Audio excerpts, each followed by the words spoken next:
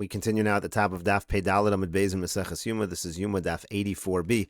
The Gemara says, Tashma, come and hear the following proof. The Tani Rabba Bar Shmuel, because Rabba Bar Shmuel taught, Ubra Shehiricha Machilin Osad Shetoshav Nafsha.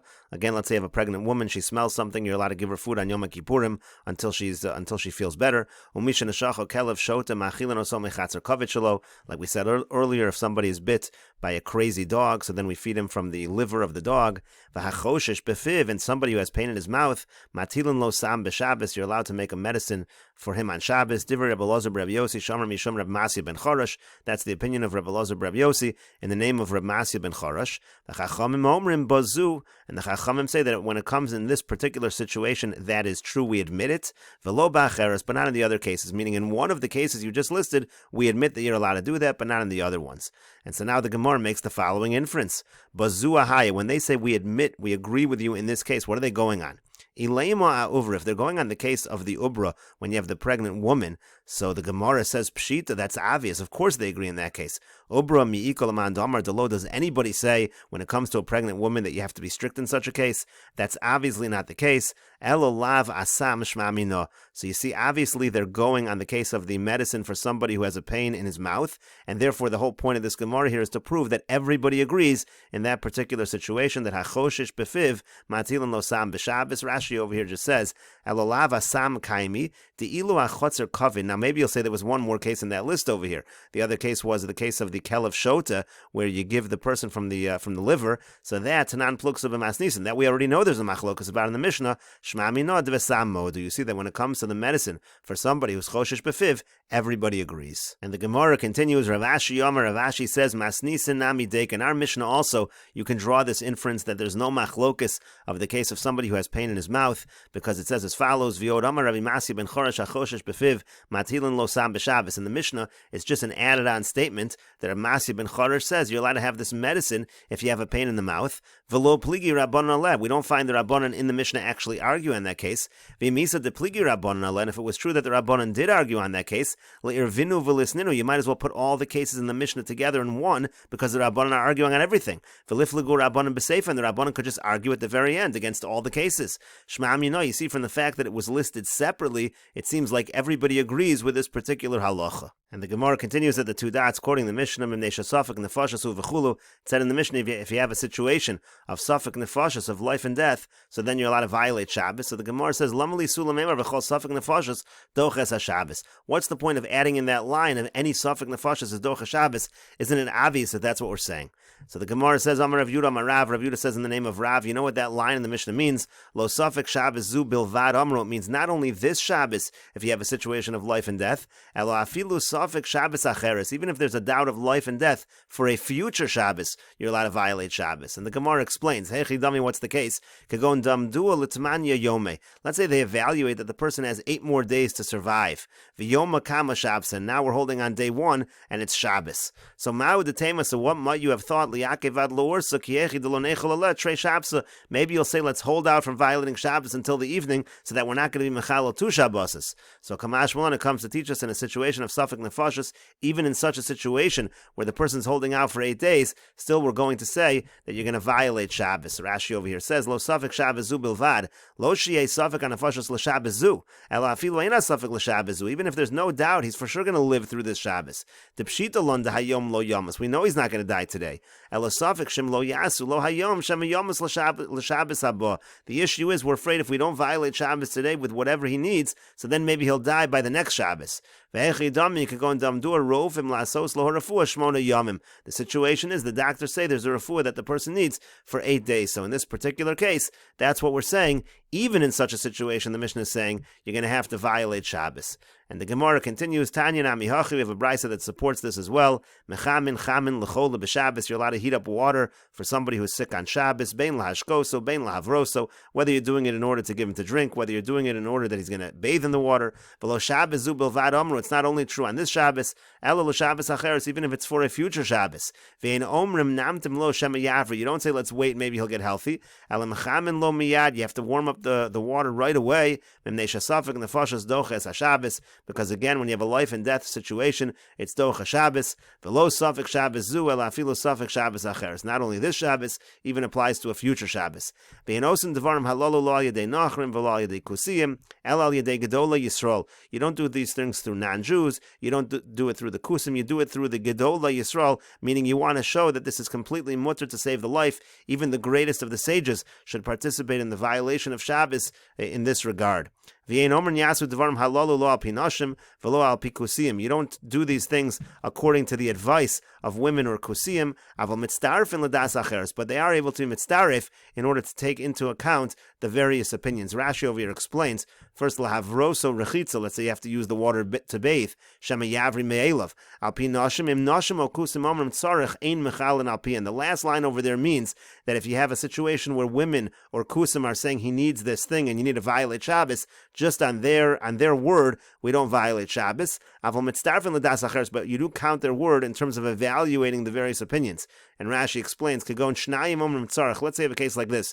2 people say we need to violate Shabbos, and 3 people say you don't need to violate Shabbos. So really you have a majority that are saying you don't need to violate. You normally might follow the majority. However, v'isha okusi omrim tzarech, but there's a woman or there's a kusi who say that you do need to violate Shabbos, so mitzdarf, and you're allowed to join the isha and the kusi to make it lemahave palga, to make it 3 against 3, to make it 50-50, and then of course v'safek nefashas lahakil. In such a situation, you're going to say safek nefashas, you're going to be lenient in such a situation. And the Gemara continues, Tanu Rabbanan, the rabbis taught, mefachin pikuach nefesh b'Shabbos, person's allowed to save lives on Shabbos and violate Shabbos in order to save lives. V'hazorez harezeh meshubach, if a person does this quickly, that is praiseworthy. You don't need to take any permission from Bezdin in order to do this. Haketzad, how so? Let's say somebody sees a child who falls into the sea. Pores, mitsudo, maleu, v'hazores, hareze, meshubach. You can spread a net in order to save the child, and if you do it quickly, it's praiseworthy. Again, you don't need to take permission from Bezdin. Even though in the process you might be capturing from fish, which normally would be a violation of Shabbos, here it's not going to be a problem. A person sees a child falls into a pit. You're allowed to uproot some dirt in order to raise up the child. Rashi over here says you're trying to lower the edge of the pit, the mound that's in front of the pit, in order that it's easier to enter. It's not a problem to do that again. If you do it quickly, that's meshubach, it's praiseworthy. You don't need to take permission from Bezdin. Even though in this fashion you're fixing a step, again, normally would be a violation of Shabbos, here it's going to be okay. Let's say you see that a door is shut in front of a child. Shovro motzio, you're allowed to break the door and take out the child. You do it quickly, it's praiseworthy. You don't need permission from Bezdin. Even though you're having kavana that you're going to use those boards later, you're breaking down this door and you're going to use the boards of wood for some other purpose, but you're allowed to do it in this situation. Now let's say there's a fire, so you're allowed to put out the fire. You're allowed to take kalim, let's say you take vessels that are full of water and they're going to explode when the heat comes in order to put out the fire. You're allowed to do all of those things. You do it quickly, it's praiseworthy. You don't need permission from Bezdin. Even though here you're going to be using these coals later on, you're basically making coals in this fashion. And the Gemara says, we need all the various cases over here. If I only taught you the case where the child falls into the sea, so there, if you don't act quickly, of course, you can't go to Bezdin because the child's going to be swept away. But by the pit where the child is just sitting there, so maybe you should go and get permission from Bezdin. And so that's why the Gemara says, no, you don't need to get permission, you do it quickly.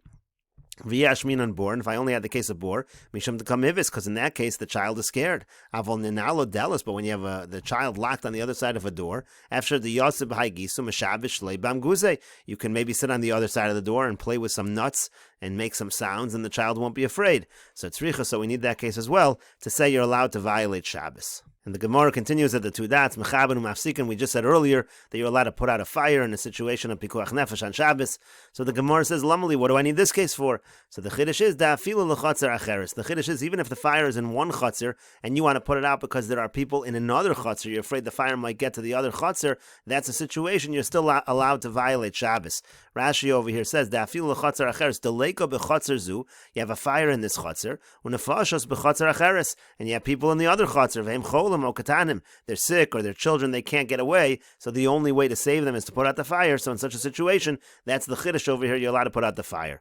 So the Gemara says, Amar Rav Yosef, Amar Rav Yehuda, Amar Shmuel. Now Rav Yosef says in the name of Rav Yehuda, in the name of Shmuel, Uhalchu b'pikuach nefesh achar harov. When it comes to a situation of life and death, we do not follow majority. Rashi over here says, Uhalchu b'pikuach nefesh achar harov. Im safek kusi o safek Yisrael. Let's say you have a situation where we don't know whether, let's say somebody's buried under the rubble. We don't know if it's kusi. We don't know if it's a Jew, mefachin. So you're allowed to violate Shabbos in order to save the person.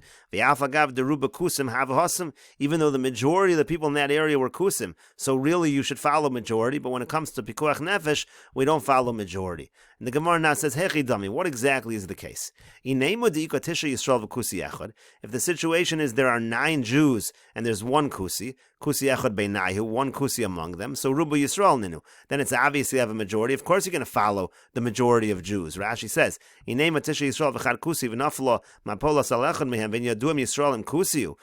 know if it's a Yisrael or kusi and there are 9, so then it's obvious you are going to follow the majority in that case. So the Gemara says, Ela palgo palga. So rather the case is it's exactly 50-50. And the chiddush is you don't follow rov. You don't say that you need a majority. Even in this case, you save the life. But the Gemara says that's also obvious. Safek nefashos lahaka. When you have a situation of a safek nefashos, of course you're going to be lenient. So the Gemara says, Ela diika tisha kusiyim b'Yisrael echad. The case over here is you have 9 kusiyim, you have 1 Yisrael, and you don't follow rov. You still save the life. As Rashi over here says, V'yashminan de'afagav deruba kusim. The chiddush over here is, even though the majority is kusim, chayshinan shami Yisrael, who were afraid maybe it is a Jew, umefachin, therefore you have to dig in the rubble, you have to violate Shabbos to save the life. Hanami pshita, but the Gemara says, isn't that also obvious? We'll see this in a moment, but I'll read it in Rashi first. The Gemara is going to ask if it's also obvious. The kaimalon kol kavua kamechzal mechzadami. There's a halacha, anytime you have fixed items, they're all in one place, but you just don't know how to identify, you consider that like 50-50. So in this case, where you have 9 kusim and 1 Yisrael, but it's fixed in one place, so in such a situation, we should consider it 50-50 anyway. The nafkol Sanhedrin of chsuvas mevarav lo prat lazorak even lagav. There's a limit over there in the Gemara in Sanhedrin and the Gemara ksubas of this halacha of kol kavua kamechzal mechzadami. So that's why the Gemara is about to ask. That's also obvious. Gemara says hanami pshita. That's also obvious. The havalei kavua. These are fixed items, or in this case, fixed individuals. Anytime you have a situation of kavua, that's considered 50-50. So the Gemara says, lo no tzricha, the case is needed, meaning again, the chiddush over here from Shmuel is needed for the following. The parush l'chatzer acheres. The case is that one of the individuals went to a different chatzer, and that's where the building or something collapsed. So now that's not a fixed situation, that's what's called a parish. So ma'u detema called a parish, meruba parish. I might have thought that when you have a situation of parish, we say we follow majority. Kamash malon de lo. So the chiddush over here is, we do not follow kamash malon de lo holchu b'pikuach nefesh. The chiddush over here is that you don't follow by pikuach nefesh, you don't follow the rov. And as Rashi over here says, lo tzricha de parish l'chatzer acheres v'sham nafla alo echad mapolas. Over there in the other chutzner, on this individual who separated, there falls on him some kind of building, it collapses. The v'chal duchta amrina called the parish meru parish. B'midi denaidi. Normally, when things move around, that's called parish. So called the parish meru parish. We usually follow the rov. V'achal amrinan hachi. Here we don't say that. V'afagav defrishasan kulu naidi. Even though here everybody's moving because they're separating from the chutzner. So that's the chiddush. So the Gemara says, 1 second. Ini, is that really true? V'amar Rabasi Yoma Rabbi Yochanan. But Rabasi said in the name of Rabbi Yochanan, Tisha kusiyim Yisrael echad be'osa chatzer mefachin b'chatzer acheres ein mefachin. So the exact opposite.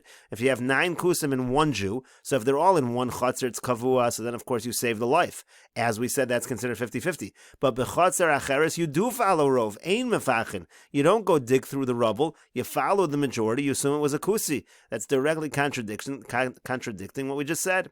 So the Gemara says, lo kasha is not difficult. Ha de parish kulu, ha de parish mikzasayu. It depends if all of them left the chutzner or if just some of them left the chutzner. Rashi over here says, ha de parish kulu, hol v'schazik Yisrael b'hai chutzner shenafla bo mapolas.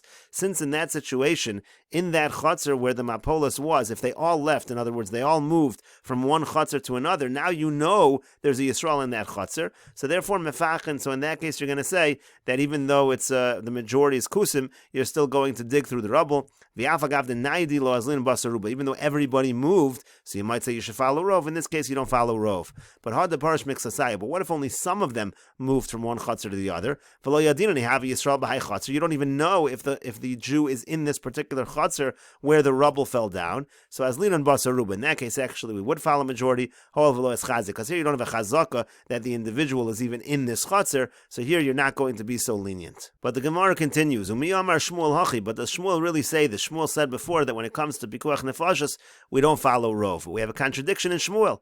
But we learned in the Mishnah. Let's say you find a child that's abandoned. You want to know whether this child is Jewish or not. So imrov kusi. If most of the people living in this area are kusim, you can assume the child's a kusi. Vimrov Yisrael. If the majority who live in the area are Jewish, you assume the child is Jewish. Mechzal Yisrael. And also if it's 50-50, you assume the child is Jewish. So the question is, regarding what halacha are we determining whether this child is Jewish or not?